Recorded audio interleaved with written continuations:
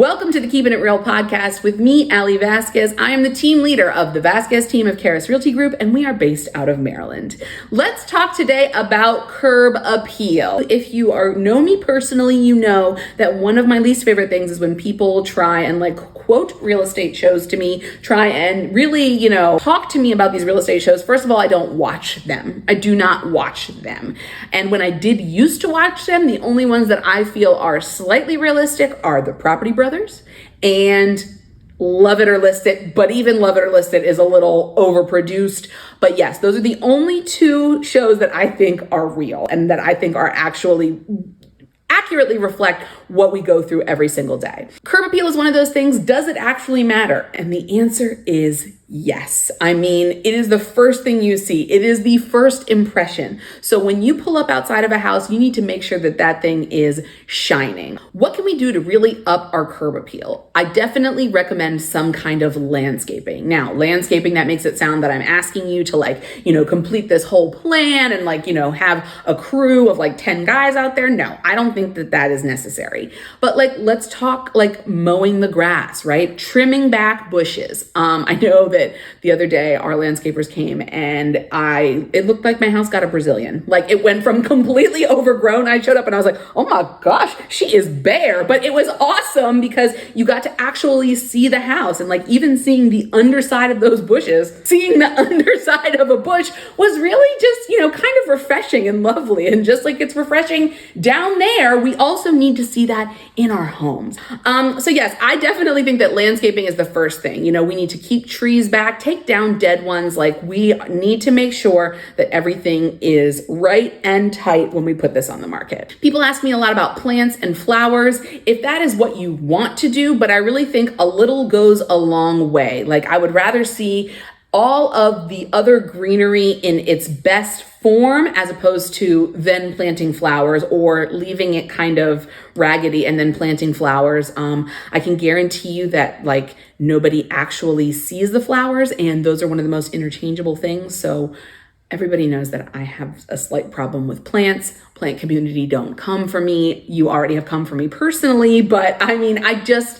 don't understand plants. I think they're lovely when they're lovely, but when they're gross, I cannot get over it. I think that plants, when they're not right, they are awful, and my brain personally can't get over them. Again, just like I suggest for the interior of a home, for the exterior, a little paint goes a long way. Paint what you can. I recently had a home where I represented the seller and then the buyer went unrepresented, right? So I sold it then. Then when the buyer wanted to put it on the market again, I represented her as the seller, and the color had always irked me. Not only had the color irked me, but the actual paint job just looked awful. From the street, it looked okay. From up close, it was blotchy, splotchy, and the colors didn't go together. They weren't complementary. It was all very warm. It was giving me 1992 tones, and I wasn't all about it. So right before we put it on the market, I said, let's paint it this color. She was very hesitant. She was like, I don't think that that's going to get us what we need. And I was like, I promise you it will. On a street with a bunch of older homes from the 50s and 60s, if we just give it this totally modern paint job, I think it'll be great. The second half of her house had been painted. She's sending me pictures. She's texting me. She's calling me. And she's like, why did I not do this? And I said, I told you when you bought this house that was the first thing that you should have done. But we went from maroon and beige. We went to almost a sage green with black shutters. And that shit was sleek. It was lovely. And we ended up getting, way above asking price, even in a slowing down market. And I think a lot of it had to do with our amazing curb appeal. Another thing is, let's take a step back and evaluate all of our exterior structures and systems. That means the gutters, that means the downspouts, the downspout extenders, and decks, patios, etc. One gutter being clogged or one downspout not being extended during an inspection could cost you the whole deal, because if there is some evidence that water has ever penetrated, a first-time buyer or just any sort of hesitant, not all the way in buyer is going to run for the hills. We all know that those are easy fixes, but buyers don't always know that. So I always recommend almost like a checkup, a walkthrough, a walk around, where we make sure that the gutters, the downspouts, and also combined with that, you need to make sure that your sump pump is is still running and doing its job. That would just do a lot for buyers. Another recommendation is checking out your deck. A lot of people, when we're evaluating their homes, they say, I need to replace the deck. This deck is horrible.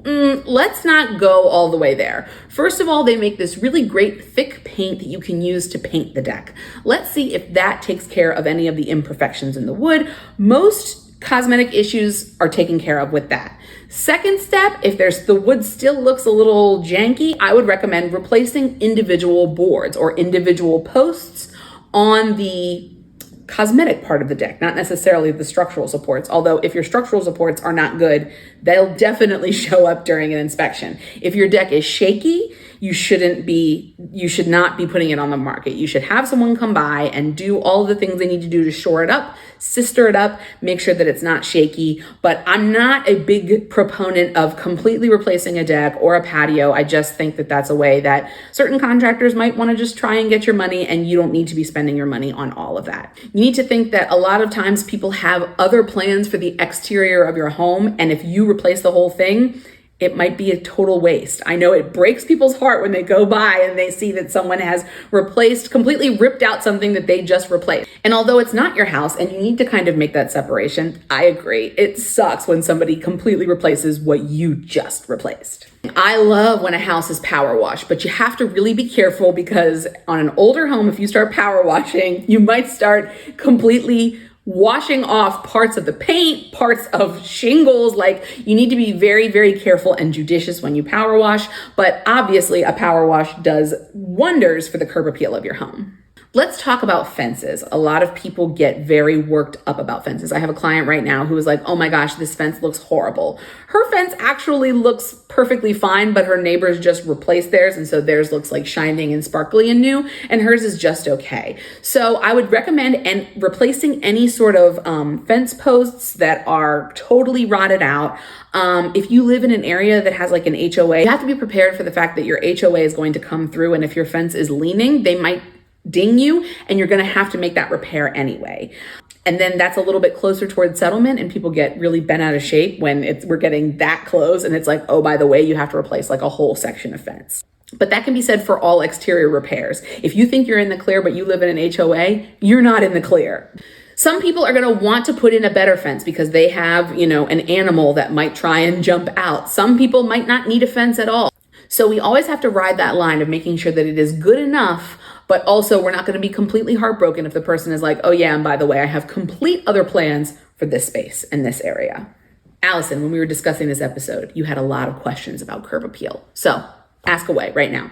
Can the interior ever outshine the exterior or vice versa? Oh my gosh, all the time. I can't tell you the amount of times I've either pulled up to a house and been like, oh my gosh, this looks awesome on the outside, and on the inside, I'm like, wow, what a letdown. You definitely don't want that. Similarly, you don't want to pull up to a house and be like, this is a piece of garbage, we're leaving, and you never get to see the inside. My own personal home, the one that I just sold 2 years ago, was such a hot mess on the exterior. I'm talking grass all the way up to the hips.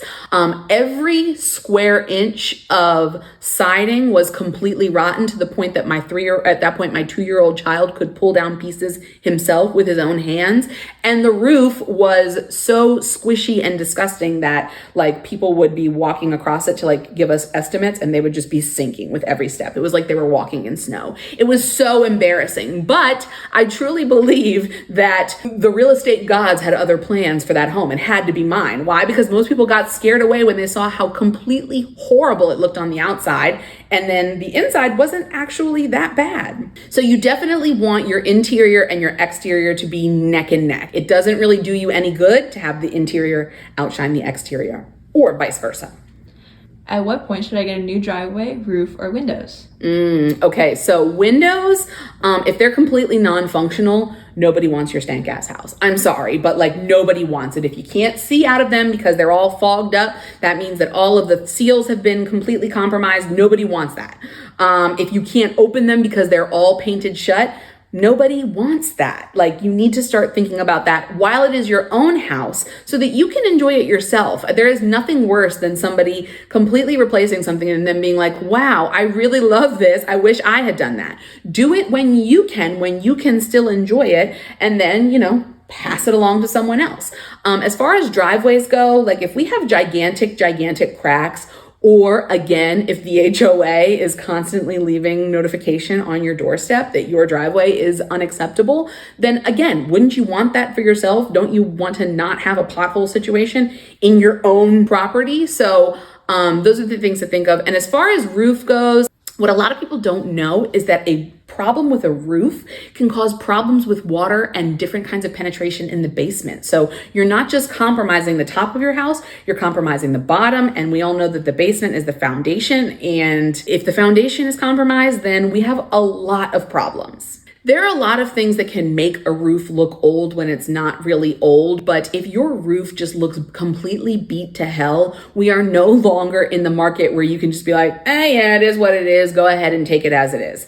You absolutely have to replace your roof or offer some kind of a credit to the buyer, complete with an estimate if that's not within your, financial capabilities to do right before you list it. It's definitely like a job interview where the way you carry yourself and the way you conduct yourself on the outside is how you want people to think things are going on the inside. So you want people to think that we take care of this. We have pride in the ownership of our home so that when they get to the inside, they have that same kind of good, warm, fuzzy feeling. When you have questions about real estate, I always keep it real. Thanks for listening to the Keeping It Real Estate podcast.